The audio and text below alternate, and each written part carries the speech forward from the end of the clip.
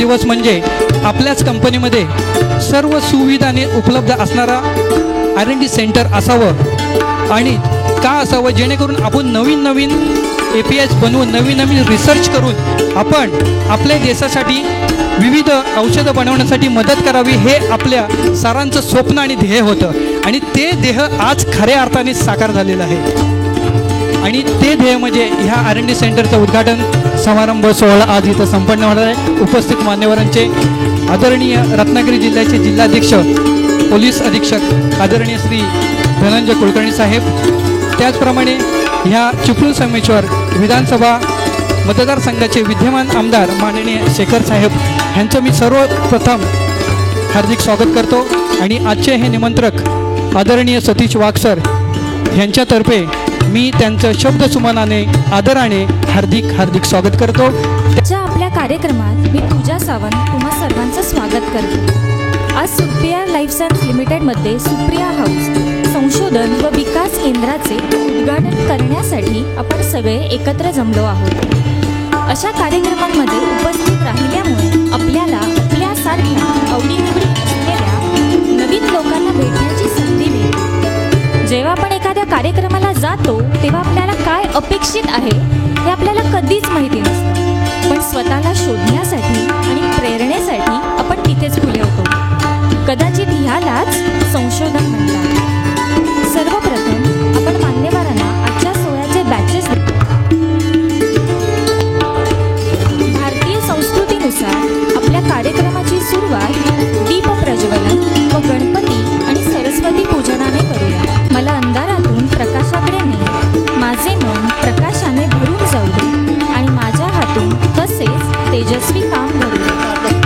असे काम झाले तरच मृत्यूस्मा अमृत. आदरणीय धनंजय कुलकर्णी सरांना विनंती करतो, कृपया आपण दीप प्रज्वलन करून ह्या उद्घाटन सोहळ्याची सुरुवात करते. सर्वांनी टाळ्या वाजवून आपण ह्या उद्घाटन सोहळ्याला सुरुवात करत आहोत. त्यानंतर शेखरजी निकम साहेब यांनी सुद्धा दीप प्रज्वलन करून सोहळ्याची सुरुवात करत आहेत. त्याचप्रमाणे मी सरांना विनंती करतो आपण ही दीप प्रज्वलन करायचं आहे. त्याचप्रमाणे मी आदरणीय आमच्या मॅडमना विनंती करतो आपणही खूप कृपया यायचं आहे आणि दीप प्रज्वलन करून ह्या कार्यक्रमाची सुरुवात करायची आहे.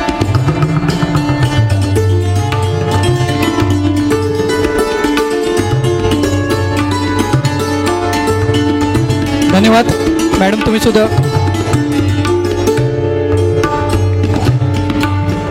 अतिशय सुंदर सुरुवात आपल्या ह्या कार्यक्रमाची झालेली आहे दीप प्रज्वलन करून.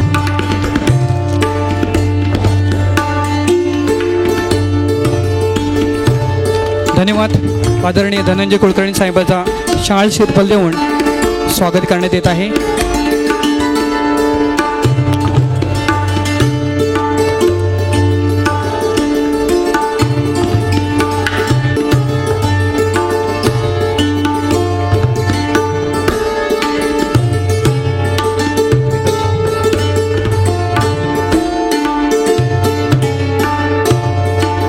धन्यवाद. त्याचप्रमाणे सरांना विनंती करतो आपण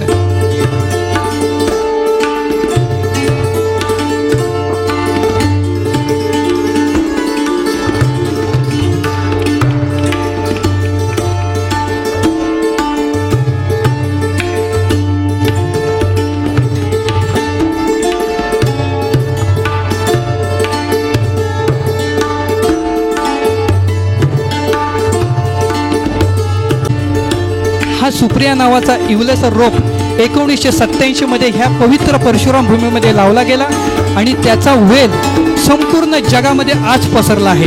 तो म्हणजे 120 देशामध्ये आपण बिझनेस आहोत आणि 2000 कस्टमर आपले आहेत. ह्याचं कारण म्हणजे त्याच्यामागे घेतलेले अथक परिश्रम, कठीण परिश्रम, जिद्द ही आहे.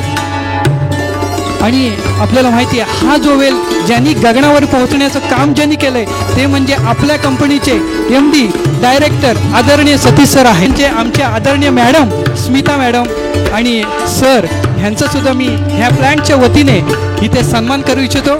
मी आदरणीय शेखरजी निकम साहेबांना विनंती करतो कृपया तुम्ही सरांचा आणि मॅडमचा इथे अतुचित सन्मान करावा. कष्ट करून हा सुप्रियाचा डोलारा सरांनी ह्या लोटे MIDC मध्ये मोठा केलेला आहे आणि ह्याचं नावलौकिक मी आता तुम्हाला सांगितले 120 कंट्रीजमध्ये आपण पदार्पण केले आणि 2000 आपले कस्टमर आहेत.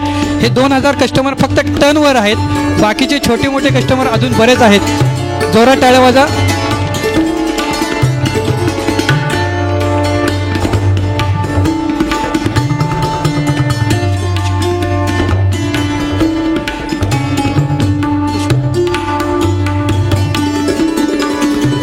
धन्यवाद. त्याचप्रमाणे मॅडमचा सुद्धा आदरपूर्वक सत्कार करण्यात येत आहे. मी शेखर सरांना विनंती करतो, कृपया आपणच सन्मान करावा. धन्यवाद सर. अतिशय मॅडमचं सुद्धा ह्याच्यात मोलाचा वाटा म्हणजे सरांना माहिती आहे. सर नेहमीच सांगत असतात आणि आताही तुझं सांगतील की मॅडमचा किती मोलाचा वाटा आहे हे पुढे नेण्यासाठी. धन्यवाद सर. उपस्थित माझा परिवार असं मी म्हणतो, आपण सर्व इथे आलात याबद्दल मी अत्यंत आपला आभारी आहे.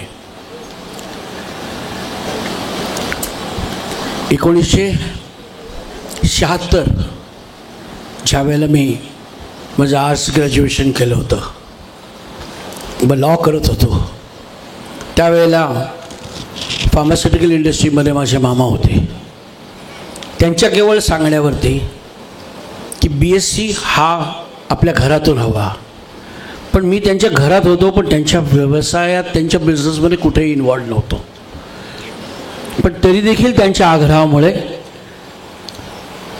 मी BSc करायचं ठरवलं. व लास्ट 11+4 जो चालू होता कोर्स, त्यामध्ये फर्स्ट इयर, इंटर, ज्युनियर आणि सिनियर हे कंप्लीट करून BSc 78मध्ये first class honours with 87% pass झालं.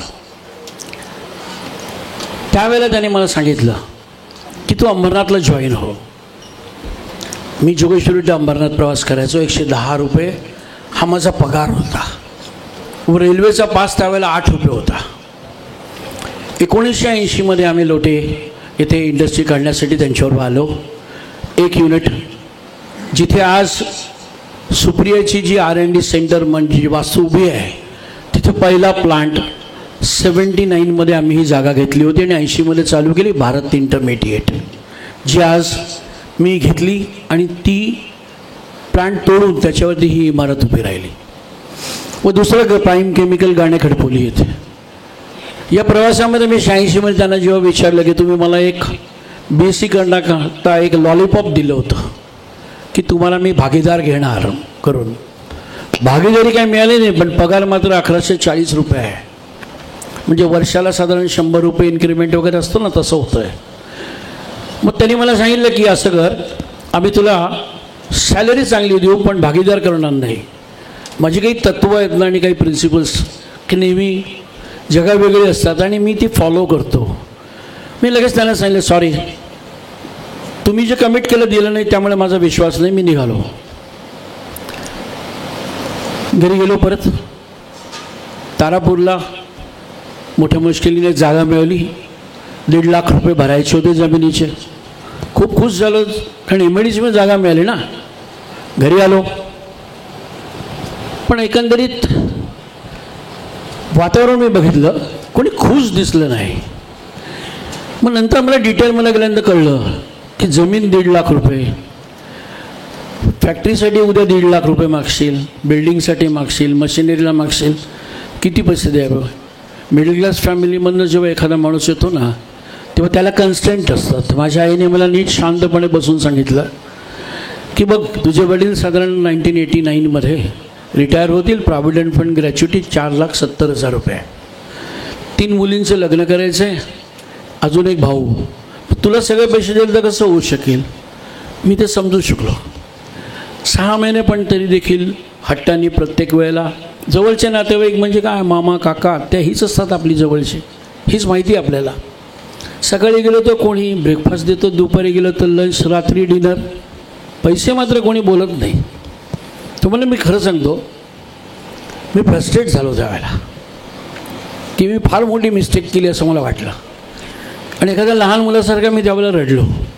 पण केवळ माझ्या आईने मला एक पाठिंबा जो दिला की सतीश, आजही मी दिलेल्या तुला पैशामध्ये जे काही 35-40 हजार रुपये देईन त्यातून तू तुझी इंडस्ट्री उभी करू शकतो. ती जागा आहे लोटे परशुराम. कारण 2.5 रुपये स्क्वेअर मीटर म्हणजे 4,000 स्क्वेअर मीटरमध्ये 10,000 रुपये झाले. बॅलन्स मनी जी काय आहे 25-30 हजार देणार, त्याच्यामध्ये तू जमीन, बिल्डिंग आणि मशिनरी असं करून प्लांट उभा कर. पण एक मात्र मी तुम्हाला नक्की सांगेन, कदाचित माझ्या आईवडिलांची पुण्याई आणि आपल्यासारखी जी चांगली लोकं मला जी प्रवासात जी भेटली, अशी बरीच प्रवासात भेटलेली आहेत की ज्याच्यामुळे मी इथं पोचलो.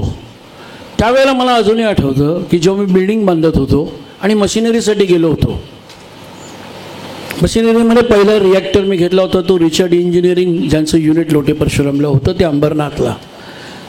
ते रिचर्ड फरताडो म्हणून मी भेटून सांगितलं की मला एक रिॲक्टर हवा आहे, पण पैसे नाही आहेत द्यायला. फरताडो साहेबांनी त्यावेळेला मला एक 40,000चं रिॲक्टर 10,000 रुपये फक्त घेतले होते आणि बाकीचे 6 महिन्याने दे, अशी व्यक्ती भेटली. JB सावंत यांना जेव्हा मी भेटलो सावंतांना आणि त्यांना सांगितलं व्हॅक्यूम पंप द्यायला माझ्याकडे पैसे नाही आहेत, काय करू? व्हॅक्यूम पंप घे, गाडीमध्ये घाल, घेऊन जा, 6 महिन्याने वर्षभराने तरी चालतील. हा असा प्रवास. आणि त्यावेळेला जी काही एक माणुसकी, आपुलकी आहे ना, ती अतिशय जबरदस्त होती. त्यावेळची माणसं फार वेगळी होती. पण माझ्या या total Supriya chemical to Supriya life science 37 वर्षाच्या माझ्या प्रवासात वेळोवेळी आणि प्रत्येक वेळी मला चांगली माणसं भेटली आहेत. कारण आपण जर क्लीन आणि पॉझिटिव्ह विचारायचं जर असेल तर आपल्याला भेटणारी माणसं ही चांगलीच भेटतात आणि त्याच्यामागे परमेश्वर उभा राहतो हे मी मानतो. फक्त या प्रवासामध्ये मी तुम्हाला एक सांगेन, ह्याला म्हणतात आंतरप्रिनरशिप. आंतरप्रिनरशिप ही इतकी जबरदस्त आणि अतिशय स्ट्रॉंग आहे ना की त्याच्यामध्ये ना तुमच्या मनामध्ये काहीतरी पक्कं असलं पाहिजे की मी काहीतरी करणार आणि माझी व्हिजन काय आहे ही तुम्ही जर तुमच्या हृदयामध्ये जर साठवून ठेवली आणि जर डोळ्यासमोर रगडून ठेवली तर मला नक्की खात्री आहे प्रत्येकाला आयुष्यामध्ये पुढे जाण्यासाठी जे तो ठरवतो 99% तो त्यात यशस्वी होईल. तशी माझी विजन फिक्स होती. मी असेही दिवस बघितले, म्हणजे मगाशी मी दाखवलं लोकांना की समोर एक 2000 फुटाची शेड उभी आहे. ती माझी 1987 सगळ्यात पहिली मॅन्युफॅक्चरिंग साईट आहे. ती आजही आहे, कारण अजूनही ती राहावी, ती तोडू नये म्हणून माझ्या मनावर सारखं आहे. आणि माझ्या मनात एक साधारण प्रत्येक वेळेला एक असं विचारमंथन चालू असतं, खरं ती पाहिजे का नको, काय जर नको, पण अजूनही ती आहे. पुढे मागे कदाचित FSI वगैरेसाठी जाईल, पण ती माझी आज 37 वर्षाच्या प्रवासातली वास्तू आहे. मी असेही दिवस बघितले आहेत की जिथे मी 5 रुपये आणि 10 रुपये मी ट्रकनी प्रवास केलेला आहे. लोटे परशुराम, महाड, रोहा, पेण, पनवेल, एसटीने प्रवास केला आहे. चांगले दिवस आल्यानंतर कदमामधनं गेलो, घाडगे पाटील गेलो, असे करत करत आज मर्सिडीज बेन्झ. पण एक लक्षात ठेवा,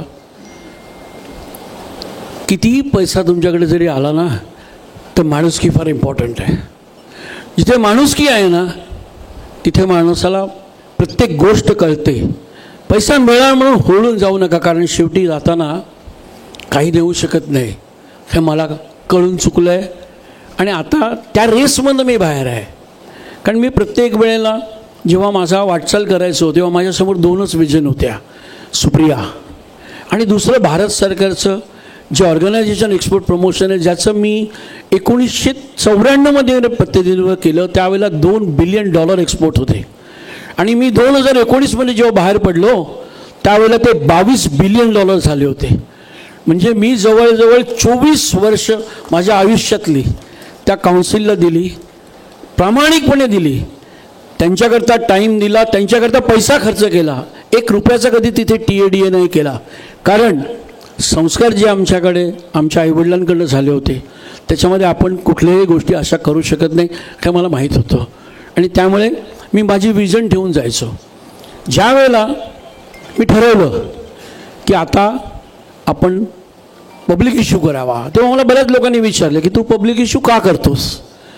तेव्हा मी ठामपणे लोकांना सांगायचो मला पैशाची गरज नाही आहे, कारण माझी कंपनी डेट फ्री आहे. हे लक्षात ठेवा. मी प्रॉमिस केल्याप्रमाणे मी कंपनी डेट फ्री करून ठेवली आहे. पण मार्केटमध्ये माझी काय पत आहे, समाजामध्ये मला काय लोक ओळखतात हे मला जाणून घ्यायचं आहे. कारण मी प्रामाणिकपणे 24 वर्ष देशाचं प्रतिनिधित्व जर केलं असेल तर माणसं माझ्या मागे उभी राहतील. कारण सतीश वाघ हे नाव आज तुम्हाला कुठेही जर महाराष्ट्रात किंवा तुम्ही गुजरातला गेलात, आंध्रामध्ये गेलात, जिथे MIDC GIDC आहेत, प्रत्येकाला हे नाव माहिती आहे. कारण मी प्रतिनिधित्व करायचो, प्रामाणिकपणे करायचो, देशासाठी पॉलिसी करायचो एक्सपोर्ट्स वगैरेसाठी.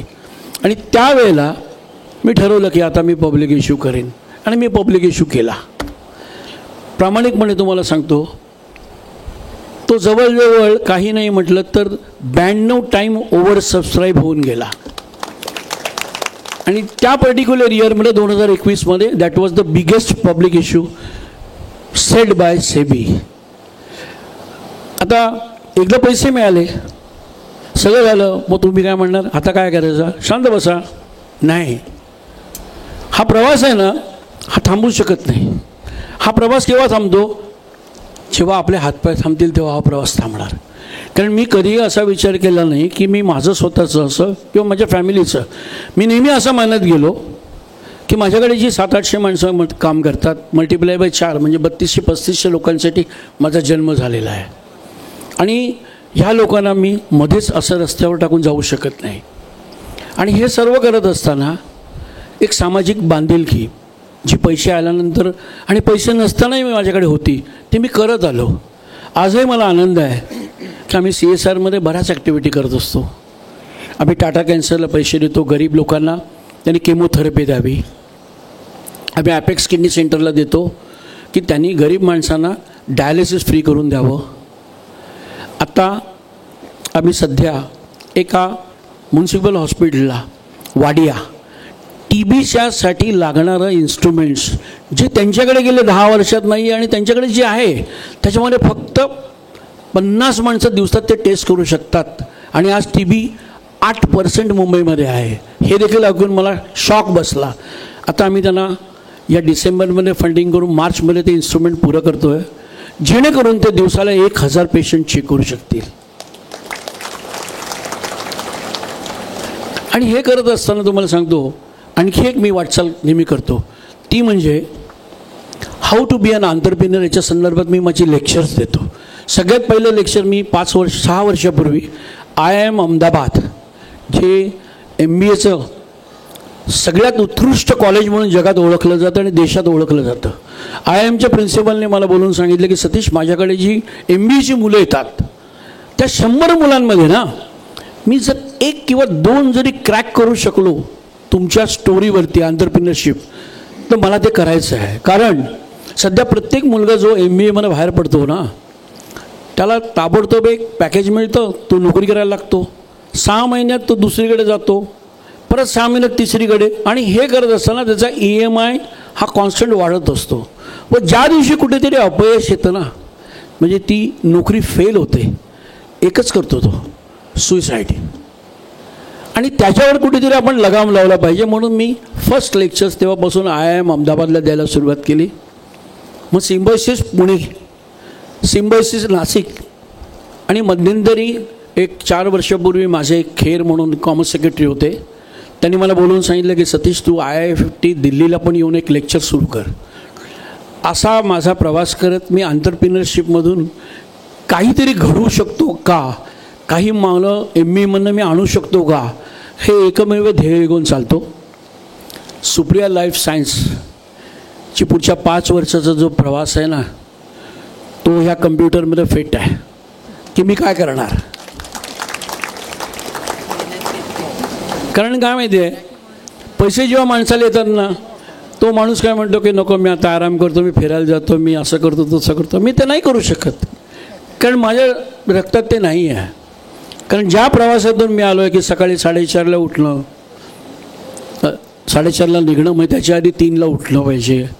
माझा सगळा जो काही सकाळचा हे आहे देवाची पूजा वगैरे ती कंप्लीट करावी. मग त्याच्यानंतर आपला डबा घ्यावा, गाडीत बसावं, मग इकडे येऊन रात्री 8ला 7ला केव्हाही निघावं, रात्री 2-2, 3-3 वाजता. तो प्रवास आजही चालू आहे. आणि काही सामाजिक बांधिलकी आणि ज्या काही रिस्पॉन्सिबिलिटी मी घेतल्या, उदाहरणार्थ इथं मी common effluent treatment plant CTP चालवतो, ती माझ्यावर एक जबाबदारी आहे. कारण इंडस्ट्रीला सगळ्यात महत्त्वाचं जर काय असेल ना तर तो CTP आहे. त्या गोष्टीवरतीच इंडस्ट्री वाढू शकते. त्याकरता जेव्हा इथे प्रोजेक्ट उभा झाला 28 कोटीचा, I am very proud to say की मी 26 कोटी रुपयाची सिंगल ग्रांट केंद्रामधून आणली होती, जी परमनंटली या CTPच्या उपयोगाला आली. असेच बरेच CTP, उदाहरणार्थ रोहा, ज्यांना 38 कोटी रुपयाची गरज होती, मी त्यांना 37 कोटी रुपये आणून दिले. असे जवळजवळ 287 कोटी मी असाईड म्हणून जी केंद्रामध्ये स्कीम होती, जी 2014 नंतर बंद झाली, पण मी त्यातून आणून महाराष्ट्रासाठी बेसिक इन्फ्रास्ट्रक्चर्स म्हणजे रोड सुविधा, एफ्लुएंट ट्रीटमेंट प्लांट हे अपग्रेड करण्यासाठी मी ते वापरले. सांगताना शेवटी जाताना मी एवढं सांगेन, आपण सगळे इकडे आलात त्याबद्दल मी आपला अत्यंत आभारी आहे. माझ्याकडे काही माझ्या विजन्स आहेत, त्या विजन्सने मी चालणार आहे. मी साहेबांना, निकम साहेबांना आणि कुलकर्णी साहेबांना पण एक सांगतो की आम्ही जेव्हा एन्व्हायरमेंट क्लिअरन्सला जेव्हा गेलो ना, त्यावेळेला एन्व्हायरमेंट सेक्रेटरी मनीषा म्हैसकर होत्या. माझी अतिशय जवळची मैत्रीण आहे. त्यांनी मला एकच गोष्ट सांगितली होती, वाघ साहेब तुम्ही कितीही डिस्चार्ज मागा, मी तुम्हाला द्यायला तयार आहे. And I am very proud to say मला तिने जवळजवळ 780 M³ डिस्चार्ज लोटे परशुराममध्ये दिला होता. आणि तिने मला एकच सांगितलं होतं की एन्व्हायरमेंट क्लिअरन्स तुम्ही घेतलं तेव्हा जी तुम्हाला जमीन ECसाठी रिझर्व ठेवली आहे ना, त्याच्यावरती तुम्ही मियावाकी जॅपनीज टाईपचं फॉरेस्ट उभं करा. तो शब्द मी त्यांना दिला होता. आणि साहेब मी नंतर तुम्हाला प्रेझेंटेशन देईन आणि कुठे जे आम्ही मियावाकी करणार आहोत तेही दाखवीन. आम्ही पुढच्या साधारण 8 महिन्यात ते मियावाकी गार्डन आमच्या फॅक्टरीच्या मागे आणि शेजारच्या प्लॉटवर आम्ही उभे करणार आहोत.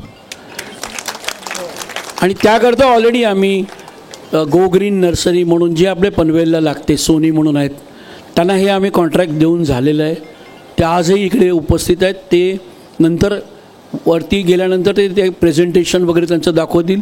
आणि मी मॅडमना आज सकाळीच फोन केला होता, मनीषा मॅडमना, आणि सांगितलं मॅडम तुम्ही कुठे असा, पण तुमच्यामुळे मी आज लोट्यामध्ये 780 M³ डिस्चार्जला उभा आहे आणि तुम्ही मला EC दिली आहे. मी तुम्हाला शब्द दिला होता मी हे गार्डन करणार, हे फॉरेस्ट बनवणार. मी करून 6 महिन्यात तुम्हाला दाखवतो आणि 6 महिन्यात तुम्ही कुठेही सेक्रेटरी असाल, कुठेही काही असाल, मी तुमच्या हस्ते त्याचं उद्घाटन करणार आहे. त्यामुळे माझं एकच सांगणं तुम्हाला आहे, प्रत्येकाने आपली विजन, आपल्या मनामध्ये आपण काय करणार हे फिक्स ठेवावं.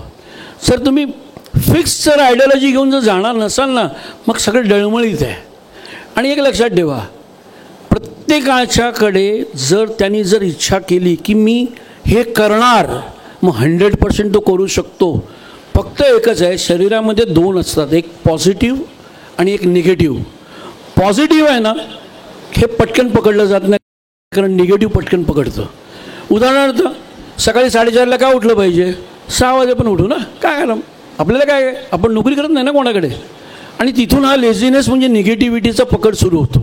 त्यामुळे माझ्या ह्याच्यात मी कसं करतो, पहिल्यांदा असं कधी मनात आलं ना की मी लगेच सांगतो नाही हे पॉसिबल नाही आहे.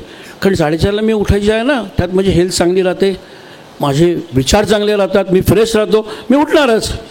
असा जर आपण मनामध्ये जर पक्का विचार केला ना, positive attitude of each and every approach, मला पक्की खात्री आहे everybody can be a successful person rather than simply crying and simply giving excuses. Thank you very much. जे काही थोडा वेळ मला मिळाला त्यात मी बोललो. आणि माझी जी विजन आहे आणि कंपनीसाठी ही अशीच चालू राहील. धन्यवाद. जय हिंद, जय महाराष्ट्र. तुम्हाला माहीत असेल सुप्रिया लाईफ सायन्स लिमिटेडनी ना आत्ता रिसेंटली एक साधारण 1 महिन्यापूर्वी आणि आत्ता रिसेंटली एक 15 दिवसापूर्वी 2 पेटंट्स डिक्लेअर केले. अतिशय अभिमान आहे मला की छोट्या कंपनींनी का होईना पण जगामध्ये जी 2 पेटंट टाकली, एक ओरल कॅन्सर डायग्नोस्टिक किट. तंबाखू सेवन आणि स्मोकिंग याच्यामुळे तुम्हाला माहिती आहे की ओरल कॅन्सर हा डेव्हलप होतो आणि ओरल कॅन्सरला जे अल्सर्स असतात ते इतके पेनफुल असतात ना, तिकडे बायोप्सी करणं वगैरे. आणि ती किट आज ॲबटची जी या देशात अवेलेबल आहे त्याची किंमत आहे 32,000 रुपये. ती किट आम्ही Kalinga university ICT Orissa patent आम्ही विकत घेतलं, पण आम्ही त्यांना फंडिंग करतो आहे आणि त्याच्या क्लिनिकल ट्रायल्स पुऱ्या करतो आहे. ह्या पर्टिक्युलर सिंगल पेटंटचं जगातलं टोटल जो बिझनेस आहे तो आहे $22.6 बिलियन. केवढा मोठा आहे तुम्ही विचार करा. आणि दुसरं जे आम्ही आत्ता पेटंट डिक्लेअर केलं क्विक हील जेल म्हणून. आता ही क्विक हील जेल काय आहे तुम्हाला थोडक्यात 1-2 मिनटात सांगतो. जेव्हा माणसाला बर्न होतो म्हणजे तो भाजला जातो त्यावेळेला काय असतं की त्याला ICUमध्ये ठेवलं जातं आणि नॉर्मल अँटीबायोटिक्स त्याच्यावरती लावलं जातं. पण ही जेल आहे ना, ही जेल जर पहिल्या दिवसापासून जर लावली तर ती जखम नॉर्मल टायमापेक्षा क्विक बरी होते, हिलअप होते. आणि सगळ्यात मोठं वैशिष्ट्य आहे की स्किन ग्राफ्टिंग करायला लागत नाही, स्किन नवीन परत येते. दुसरं याचं आहे की कुठेही ॲक्सिडेंट झालं की पहिली सगळ्यात ब्लिडिंग होतं. एकदा ब्लिडिंग झालं की तो डॉक्टर काय म्हणतो याचं रक्त वाचवलं पाहिजे म्हणून. पण ह्या जेलचा एक फायदा आहे असा की तुम्ही ती क्लीन करा, जेल लावा, तिच्या आजूबाजूला ती सगळी पॉलिमराईज करते आणि ब्लड सर्क्युलेशन बंद करते तिकडचं, म्हणजे blood flowing out of the body ही बंद होते. याचं मार्केट $28 बिलियन आहे. आणि तिसरा यूज याचा असा आहे की डायबेटिक पेशंटला डॉक्टर काय म्हणतो की तुझं शुगर लेवल फार वरती आहे आणि ह्या शुगर लेवल वरती असल्यामुळे ना तुझं ऑपरेशन मी करू शकत नाही. पण ही जेल असं म्हणते की तुम्ही ऑपरेट करा आणि ऑपरेट करून जेल अप्लाय करायला सुरुवात करा ICUमध्येच. ब्लड सर्क्युलेशन हळूहळू स्टॉप व्हायला सुरुवात होते. म्हणजे डायबेटिक पेशंट हा हाय लेवल ग्लुकोजमध्ये पण तुम्ही ऑपरेट करू शकता. हे एक मिरॅकल आहे. याचं क्लिनिकल ट्रायलची 3rd स्टेज आणि 4th स्टेज आम्ही करतो आहोत. आतापर्यंत आम्ही ती ॲनिमल्सवरती केलेली रिपोर्ट्स घेतले आहेत, पण आता ती टेस्ट ह्युमनवरती साधारण पुढच्या 3-4 महिन्यात चालू होईल. तुम्ही फक्त एकच विचार करा, या 2 पेटंटची कॉस्ट आहे $50 बिलियन. त्या $50 बिलियन मधून माझी विजन ही 4%ची आहे. मी 4%मध्ये हा बिझनेस घेणार. यू कॅन अंडरस्टँड किती $1 बिलियन हा होऊ शकतो. आणि ही जी ओरल किट जी 32,000 रुपयाला आहे ती किट मी इंडियामध्ये साधारण 7,000 ते 7,500 रुपयाला आणणार आहे. कारण समाजाला ही किट गरज आहे आणि ती किट एका वेळेला डॉक्टर 3 माणसांवर वापरू शकतो. म्हणजे तुम्ही इमॅजिन करा त्याची कॉस्ट काय असेल. डायग्नॉस्टिक किट फेकायची नाही आहे, डायग्नॉस्टिक किट क्लीन करायची आहे, स्टराईल करायची आहे, रिफिल करायची आहे, परत तुम्ही 3वर वापरू शकता. So the cost for each patient should come रफली बिटवीन 1,500 to 2,000 रुपीज. काय मिरॅकल आहे बघा. 32,000 कुठे आणि 2,000 कुठे. माझ्याशी असेही काही मल्टीनॅशनल्स बोलत असतात की तुम्ही हे सगळं करण्यापेक्षा तुम्ही ते आम्हाला द्या सगळं क्लिनिकल ट्रायल करून, तुम्ही अपफ्रंट काहीतरी फीस घ्या आणि मॅन्युफॅक्चरिंग तुमच्याकडे ठेवा आणि आम्हाला मार्केटिंग द्या. अजूनही मी त्या मताशी सहमत नाही. कारण आमचं जे नॉलेज आणि आमच्याकडनं जे काही आहे ते समाजामध्ये खालच्या लेव्हलपर्यंत पोचलं पाहिजे ही माझी इच्छा आहे आणि मी ती करीन 100%. यात काही खात्री नाही, कारण माझी विजन क्लिअर आहे. माझं पोट पैशाने भरलेलं आहे. त्यात आजचा हा जो दिवस आहे ना सुप्रिया लाईफ सायन्स लिमिटेडसाठी फार अत्यंत महत्त्वाचा आहे. कारण या बांधण्यात आलेल्या संशोधन आणि विकास रिसर्च डेव्हलपमेंट केंद्र या वास्तू उद्घाटन करण्यात येणार आहे. हे संशोधन केंद्र मी आज आपल्या देशातील तसेच जगातील लोकांच्या उत्तम आरोग्यासाठी समर्पित करीत आहे. येथे तयार होणाऱ्या ज्या नवीन औषधीय कच्च्या मालाचा उपयोग माझ्या समाजातील लोकांसाठी, देशातील तसेच जगातील लोकांसाठी फायदेशीर होईल अशी मला खात्री आहे. आणि माझ्या सामाजिक बांधिलकीतून मी हे समाज परोपकारी काम करीत आहे. या संशोधन केंद्रामध्ये प्रामुख्याने तयार होणाऱ्या औषधाची क्षमता वाढवण्याचा मी प्रयत्न करणार आहोत. तसेच रोगनिवारक औषधीय कच्च्या संशोधनावर तयार करणाऱ्या प्राधान्य देण्यात येईल याची मी ग्वाही देतो. आज संपूर्ण जगामध्ये कर्करोग, कॅन्सर हा झपाट्याने वाढतो आहे. या संशोधनाचा केंद्राचा मुख्य उद्देश हा त्यावरील नवीन औषधीय कच्चा माल विकसित करण्यावरती असेल. आपल्या माहितीसाठी आम्ही सध्या तोंडाचा कर्क लवकर कसा माहीत पडेल यावर संशोधन करून जी 2 पेटंट घेतली आहेत ती कमीत कमी खर्चात प्रत्येक माणसापर्यंत समाजामध्ये पोचू आणि ते सक्सेसफुल करून दाखवू याबद्दल मला अतिशय खात्री आणि अभिमानी आहे. या मंगलप्रसंगी आपण जो उपस्थित राहिलात त्याबद्दल मी आपल्या मनापासून आभार मानतो. 4 ओळी आठवल्या. असे जगावे दुनियेमध्ये आव्हानांचे लावून अत्तर, नजर रोखुनी नजरेमध्ये आयुष्याला देवे उत्तर. नको गुलामी नक्षत्रांची, भीती आंधळ्या ताऱ्यांची, आयुष्याला भिडतानाही चैन करावी स्वप्नांची. खरंच वाकसर, आम्हाला अभिमान आहे की आम्ही सुप्रिया लाईफ सायन्स लिमिटेड या कुटुंबाचा एक छोटासा भाग आहोत. त्या रक्षणासाठी स्वतःच्या जीवाची पर्वा न करता देशहितासाठी नेहमी उन्हात, पावसाळ्यात, थंडीत नेहमी अंगावर खाकी वर्दीत सदैव तत्पर उभा एक देव माणूस म्हणजे पोलीस. मी त्यांना विनंती करते की त्यांनी 2 शब्द आमच्या कर्मचाऱ्यांच्या मंगलप्रसंगी मंचावर उपस्थित असलेले चिपळूण मतदारसंघाचे लोकप्रिय आमदार शेखरजी निकम साहेब, सुप्रिया लाईफ सायन्स लिमिटेड या कंपनीचे सर्वेसर्वा डॉक्टर सतीश वाघ साहेब, सौभाग्यवती वाघ मॅडम, या कार्यक्रमासाठी आवर्जून जमलेले सर्व कर्मचारी बंधू भगिनी, परिसरातील नागरिक आणि पोलीस अधिकारी बंधूंनो, 2 महिन्यापूर्वी साधारणतः मला वाघ सरांचा फोन आला होता आणि त्यांनी अशा प्रकारचा एक कार्यक्रमासाठी वेळ माझी मागितली होती आणि त्यांनी 24 आणि 25 नोव्हेंबरसाठी वेळ मला द्या असं त्यांनी सांगितलं होतं.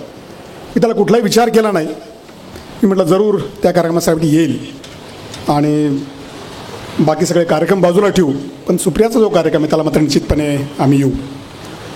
आपण आता त्यांचा जीवन प्रवास साहेबांचा पाहत होतो, ऐकत होतो. यापूर्वी मी त्यांच्याबद्दल खूप सारं ऐकलेलं आहे, त्यांच्याबद्दल त्यांच्याशी चर्चा करताना ऐकलेलं आहे. खरं आता 1978 साली जेव्हा सरांनी या ठिकाणी पाय ठेवले लोटे आपल्या MIDCमध्ये आणि एक छोटासा प्रवास सुरू केला, त्यावेळेस सरांनी अगदी लालपरीतून म्हणजे त्यावेळेच्या STमधून प्रवास केलेला आहे. 110 रुपये पगारावरती त्यांनी आपल्या करिअरची सुरुवात केलेली.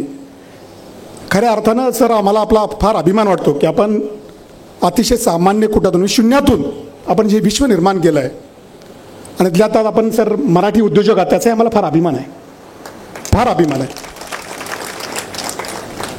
मी ज्यावेळी सरांशी बोलतो त्यावेळेस अतिशय मनाला उभारी येते, मनाला प्रसन्न वाटतं. नेहमी सर हसतमुख असतात. ते संत तुकोबराय म्हणतात ना, मन करारे प्रसन्न सर्व सिद्धीचे कारण. तसं आहे त्यांचं. स्वतःचं मन एवढं प्रसन्न आहे की सगळ्या प्रकारच्या सिद्धी त्यांच्या पाठीमागं आहेत, त्यांच्यासोबत आहेत. आणि आज ह्या कार्यक्रमाचाच एक भाग म्हणून, या उद्योजकाचा एक भाग म्हणून, एक सामाजिक जबाबदारी म्हणून सरांनी इथं संशोधन क्षेत्रामध्ये खऱ्या अर्थाने इथं सुरुवात केलेली आहे. फार चांगलं उपक्रम आहे सर. आपण कॅन्सर पेशंटसाठीचा जो आपण पुढचा पेटंटचा उल्लेख केला, डायबेटिक पेशंटसाठी आपण जो नवीन आपण किटची तयारी करत आहात त्याचा आपण इथं उल्लेख केला. खऱ्या अर्थानं फार चांगला भाग आपण ह्या MIDCमध्ये आणलेला आहे. लोटे MIDCमध्ये सुप्रिया लाईफ सायन्स म्हटलं एक वेगळं नाव आहे, वेगळ्या प्रकारचं एक वेगळ्या प्रकारचं एक रेप्युटेशन आहे आणि त्या माध्यमातून आपण फार मोठं काम या ठिकाणी निश्चितपणे उभं केलेलं आहे. शेखर सर, मला नेहमी कोकणामधल्या आपल्या सगळ्या उद्योगांच्या बाबतीत नेहमी वाटत राहतं आणि आपण नेहमी विचार करत राहतो की इथला स्थानिक माणूस या ठिकाणामध्ये काम करत राहिला पाहिजे, या ठिकाणी शिकला पाहिजे, या ठिकाणी त्याला करिअर मिळालं पाहिजे, या ठिकाणी रोजगार मिळाला पाहिजे. इथल्या लोकांच्यामध्ये खूप प्रतिभा आहे अतिशय विद्वान लोक आहेत. इथं काम करणारी सगळी मंडळी स्थानिकच आहेत, इथली परंपराची आहेत. ह्या लोकांनीच हे सगळं इथलं जे काही सुप्रियाचं जे काही डोलार आहे ते सांभाळत आहेत. आणि अशा माणसांचा आपण खऱ्या अर्थानं त्यांचासुद्धा खऱ्या अर्थानं गौरव केला पाहिजे. त्यांच्यासाठी सुद्धा जोरदार टाळ्या झाल्या पाहिजेत. सर, मी या ठिकाणी अजून एक वस्तुस्थिती थोडीशी आपल्याला सांगू इच्छितो. 2001 ते 2011 ही जनगणना दर 10 वर्षाने होते. ह्या कालावधीमध्ये रत्नागिरी जिल्ह्याची 4.5% लोकसंख्या कमी झाली सर. एवढ्या मोठ्या प्रमाणात मायग्रेशन ह्या भागामधून मुंबई, पुणे आणि इतर शहरांकडे होतं आहे. हे कुठेतरी थांबलं पाहिजे. शेतीचा व्यवसाय स्थानिकांना तिथं मिळाला पाहिजे. काही काही व्यवसाय आले पाहिजेत, उद्योग आले पाहिजेत, तिथं त्या लोकांना रोजगार मिळाला पाहिजे. ह्या भावनेतनं या ठिकाणी काम व्हायला पाहिजे. अशा प्रकारची अपेक्षा मला या ठिकाणी व्यक्त करतो. शेतीमध्ये अलीकडच्या काळामध्ये रिटर्न्स मिळणं कमी झालं आहे. मी परवा मंडणगडला गेलो होतो सर.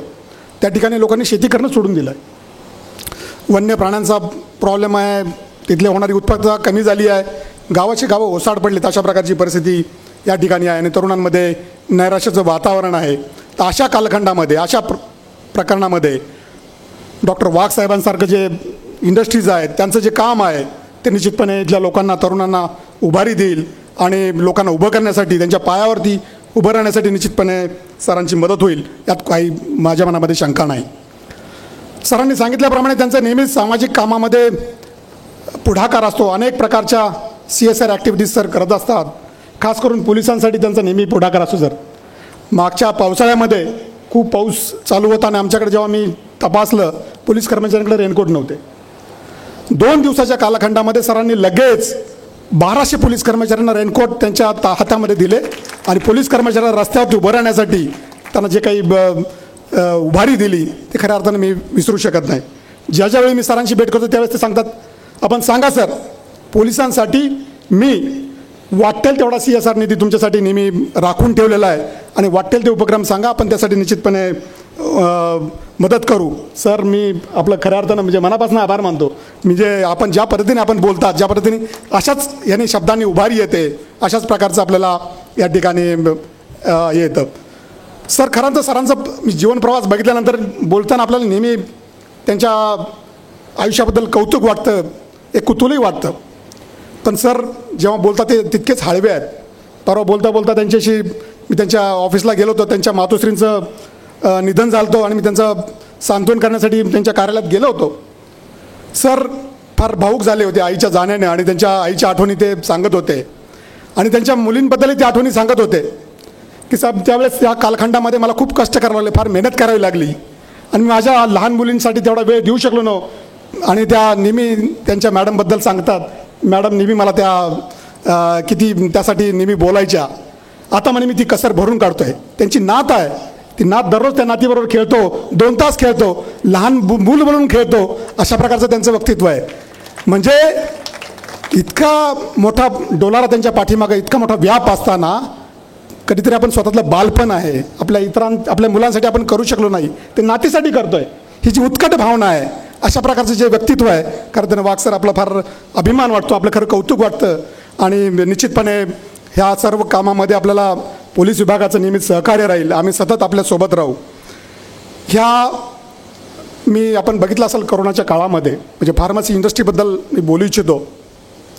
त्या काळामध्ये औषधाचा तुटवडा असेल, त्या काळामध्ये अगदी मी त्यावेळेस सिंगापूरला होतो. सॅनिटायझर मिळणं मुश्किल झालं होतं आणि सॅनिटायझर मिळवण्यासाठी म्हणजे किती आपल्याला खटाटोप करावा लागत होता हे आपल्याला कल्पना आहे. आणि त्या काळामध्ये भारताने एक फार्मसीमध्ये एक लीडरशिप म्हणून एक भूमिका निभावली होती. अगदी जगभरामध्ये वेगळ्या प्रकारचे औषधं पाठवले होते. पण आपल्या सर्वांना कल्पना आहे कुठल्या औषध बनवण्यासाठी त्याचा जो API ॲक्टिव्ह फार्मास्युटिकल इन्ग्रेडियंट आहे तो फार महत्त्वाचा असतो. पूर्वी आपण चायनावरती डिपेंडंट होतो APIसाठी. कुठल्या औषधाची निर्मिती करण्यासाठी जो कच्चा माल आहे किंवा जो काही पदार्थ आहे तो मिळवण्यासाठी आपण चायनासाठी डिपेंड होतो. आणि मला वाटतं सर आपल्यासारख्या कंपनीच्या माध्यमातून APIमध्ये आपण पाऊल टाकलं आहे आणि लोकांना हा जो काही API जो उपलब्ध करून देत आहे ती फार मोठी भूमिका आहे. जगामध्ये भारताला आता फार्मास्युटिकल इंडस्ट्रीमध्येच आपल्याला खऱ्या अर्थानं फार मोठा स्कोप आहे. आपल्याला त्यामध्ये काम करण्यासाठी आपल्याला फार मोठा स्कोप आहे आणि त्या माध्यमातून काम निश्चितपणे होऊ शकेल. आणि सुप्रिया लाईफ सायन्ससारख्या ज्या कंपन्या आहेत त्या निश्चितपणे एक महत्त्वाची भूमिका ह्या क्षेत्रामध्ये निश्चितपणे उभी राहतील अशा प्रकारचा विश्वास मला या ठिकाणी व्यक्त करावासा वाटतो. ह्या कालखंडामध्ये सुप्रिया लाईफ सायन्सने आत्तापर्यंत गेला जो प्रवास आहे तो खरंच वाखाणण्याजोगा आहे. अगदी सरांनी सांगितलं की टेक्स्टाईलसारख्या छोट्या बिझनेस इथं सुरू केला होता आणि त्यानंतर त्यातून केमिकल इंडस्ट्रीकडे वळाले, फार्मसीचा बिझनेस सुरू केला, त्यातून आंतरराष्ट्रीय स्तरावरती 120 देशामध्ये, बरोबर ना, 120 देशांमध्ये त्यांचा हा सगळा पसरलेला आहे. सातत्याने वेगवेगळ्या प्रकारचे जागतिक स्तरावरची जी काही प्रदर्शन असतात त्यामध्ये सरांचा सहभाग तिथं असतो. फार अभिमानाचं आहे सर. हे फार आम्हाला फार आमची छाती जी आहे ती गर्माने फुलून येते. अशा प्रकारचं आपलं काम या ठिकाणी आहे. पण त्याबरोबरच आपलं जे मन आहे ते, आपलं जे माणूसपण जे आहे, आपलं जे मानवी आपलं जे काही वागणं आहे ते आम्हाला फार कौतुकास्पद आहे. त्याचा अभिमान आम्हाला निश्चितपणे वाटत राहतो. मला जाता जाता खऱ्या अर्थानं सुप्रियाचे जे काही पुढील उपक्रम आहेत त्याच्यामध्ये त्यांचा जो त्यांनी आता उल्लेख केला, पर्यावरणाचं संरक्षण, मियावाकीचं फॉरेस्ट या ठिकाणी उभं राहतं आहे. लवटेसारख्या MIDCमध्ये जे काही वेस्ट वॉटर ट्रीटमेंट करून जे मिळणारं पाणी आहे त्याच्या आधारावरती पर्यावरण रक्षण करण्यासाठी मियावाकी फॉरेस्ट उभं राहतं आहे. तोही त्यांचं आपण जर व्हिजन बघितलं, त्याने सांगितलं माझं व्हिजन पुढील 5-6 वर्षासाठी सगळा मॅप तयार आहे. कुठल्याही प्रकारचं रोड मॅप त्यांचा जो आहे अजून तयार आहे. अजूनही त्यांची जी व्हिजन आहे ती थांबलेली नाही आणि खऱ्या अर्थानं आपल्याला आनंद वाटेल की अशा प्रकारचा पुढचा प्रवास त्यांच्या दोन्ही कन्या अतिशय समर्थपणे पुढे चालवत आहेत. त्या दोघेही PhD आहेत, उच्च शिक्षित आहेत, परदेशामधून शिक्षण घेऊन आलेत आणि त्यांच्याही विजननी, त्यांच्याही कार्यकुशलतेने सुप्रियाचा पुढील प्रवास हा निश्चितपणे गगनाकडे जाण्यासारखा आपल्याला सर्वांना दिसतो आहे आणि तो जाईल याच्यामध्ये माझ्या मनामध्ये कुठलाही शंका नाही. पुन्हा एकदा मला या ठिकाणी सर बोलवलं, आपण बोलण्याची संधी दिली त्याबद्दल मी जिल्हा पोलीस दलाच्या वतीने सर्व आपला आभार मानतो आणि सुप्रिया लाईफ सायन्सच्या पुढील वाटचालीसाठी शुभेच्छा देऊन थांबतो. धन्यवाद. जय हिंद, जय महाराष्ट्र. केवळ संपर्क झाला तरी आधार मिळेल असे लोकनेते म्हणजे माननीय श्री शेखर निकम सर. मी त्यांना विनंती करते की त्यांनी आजचा दिवस माझ्यासाठी खूप अभिमानाचा आणि खूप महत्त्वाचा, कारण मी तसं काय इंडस्ट्रीमध्ये फारसा कधी इकडे काय फिरकत नाही, कारण राजू आंबरे आम्हाला कधी इकडं बोलवतच नव्हते, त्यामुळे इकडे येण्याचा कधी तसा संपर्क नव्हता. परंतु आमच्या वालोप्याच्या सावंत मॅडम आहेत, तिचे मिस्टर देखील मला वाटतं आपल्या कंपनीत आहे आणि 4-5 वर्षापासून त्या नेहमीच सतीश वाकसर कसे आहेत, कशा पद्धतीने मदत करतात, काय चालू असतात, ॲक्टिव्हिटी कशा आहेत, इंडस्ट्री देखील खूप किती चांगल्या पद्धतीने त्यांनी उभी केले. ह्या वेगवेगळ्या टप्प्यावर चर्चा करत असताना बऱ्याच वेळा वाटायचं मग की आपली त्यांची ओळख व्हावी आणि मग 1-2 अवॉर्ड मिळाले. त्या अवॉर्डमध्ये मला वाटतं मी त्यांना 1-2दा अभिनंदन करण्यासाठी फोन केले. त्यांनी फोन रिसीव केले आणि त्यावेळी अभिनंदन करण्याची संधी मिळाली. त्यामुळे मी देखील त्यांच्याकडे कोकणातल्या इंडस्ट्रीचा एक आयडियल कसा असला पाहिजे आणि त्या आयडियलच्या रूपाने माझ्या मनामध्ये त्यांच्याबद्दलचं एक प्रतिबिंब होतं. परंतु आज सुदैवाने ही संधी मला मिळाली की त्यांचा सत्कार करण्याची संधी, उद्योग क्षेत्रात शून्यातून विश्व निर्माण ज्यांनी केलं त्यांचा सत्कार करण्याची संधी माझ्यासारख्याला मिळाली. ही माझ्यासाठी खूप अभिमानाची गोष्ट, कारण आम्ही अनेक उद्योग केले. कुठचा उद्योग करायचा चंद्रकांत भाऊ शिल्लक ठेवला नाही, पण कुठचा उद्योग काही सक्सेस करू शकलो नाही, त्याच्या अवस्थे आज सत्कार करण्याची संधी मिळाली. कारण कोकणामध्ये एका छोट्या ठिकाणी यायचं, त्यांच्या आईने 35,000 रुपये दिले, त्या 35,000मध्ये आज एवढं मोठं वैभव उभं करायचं. ह्यामध्ये जसं त्यांच्या आशीर्वाद पुण्याई आईवडिलांची आहे तेवढीच मला वाटतं त्यांनी केलेल्या कष्टाची देखील तेवढीच मोठी त्यामागे शक्ती उभी.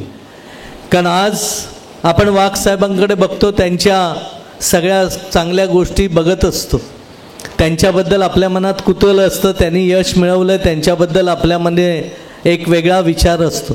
परंतु त्यामागे किती कष्ट केले हे देखील आपण खूप बघणं गरजेचं. कारण ज्यावेळी एखादा माणूस कष्टाला सन्मान देऊ शकतो, ज्यावेळी कष्टाचा आदर करू शकतो, त्याचवेळी सतीश वाघांसारखे इंडस्ट्रियलिस्ट आपल्या मराठा किंबहुना आपल्या मातीतला एखादा घडू शकतो. हा देखील त्यामागची भूमिका आहे. आणि त्यांनी ह्या करत असताना अनेक कष्ट केले. त्यांनी त्यांचा इतिहास ज्यावेळी सांगितला त्यावेळी त्यांनी ज्यांना त्यांनी मदत केली, ज्यांनी त्यांना त्यांच्या उभारणीच्या काळात मदत केली, त्या सगळ्यांची आठवण ठेवण्याचं काम देखील ते आज मनापासून करतायत. हे खूप मोठं आहे. कारण आपल्याला आपला इतिहास जसं माहिती असणं गरजेचं आहे, जसं आपल्याला त्या पडत्या काळात ज्यांनी मदत केली ती जशी आपल्याला माहिती असणं गरजेचं आहे. कारण बऱ्याच वेळा आपण आपला काळ गेला, वाईट काळ गेला की त्यावेळी मदत करणारे आपण विसरून जातो. त्यामुळे ह्या भावनेतून सतीश साहेब काम करतायत.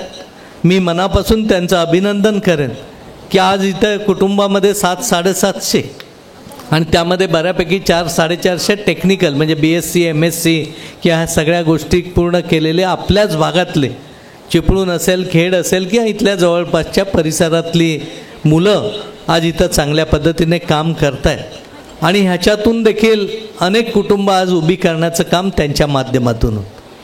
खरं म्हटलं तर SP साहेबांनी सांगितलं की त्यांनी केलेलं कशा पद्धतीचं सामाजिक बांधिलकी जपण्याचं काम त्यांच्या माध्यमातून. पोलीस दलापुरतंच नव्हे तर करोना कालावधीमध्ये ज्यावेळी करोनासारखा महाभयंकर आजार आपल्या ह्या भागामध्ये म्हणण्यापेक्षा जगावर करत होता, त्यावेळी देखील त्यांनी एक हॉस्पिटल उभारणीसाठी जवळजवळ 60-70 लाखाच्या पुढची मशिनरी तिथं दिली आणि ते त्यावेळचं तिथं हॉस्पिटल देखील उभं राहिलं. म्हणजे ज्यावेळी एखादा व्यवसाय वाढवण्याचा प्रयत्न ते करतात त्याचवेळी सामाजिक बांधिलकी जपण्याचं काम पण त्यांच्या माध्यमातून प्रचंड होतं. गरजवंतांना मदत करणं, मग कॅन्सरचा पेशंट असेल, एखादा विद्यार्थी शिक्षणासाठी मदत देण्याची त्यांची भूमिका असेल. त्यामुळे दातृत्व हा गुण देखील त्यांच्या माध्यमातून आपल्याला सगळ्यांना दिसतोय. म्हणून ज्यांनी सांगितलं की देणाऱ्याने देत जावे, घेणाऱ्याने घेत जावे, एके दिवशी देणाऱ्याचे हातच घ्यावे.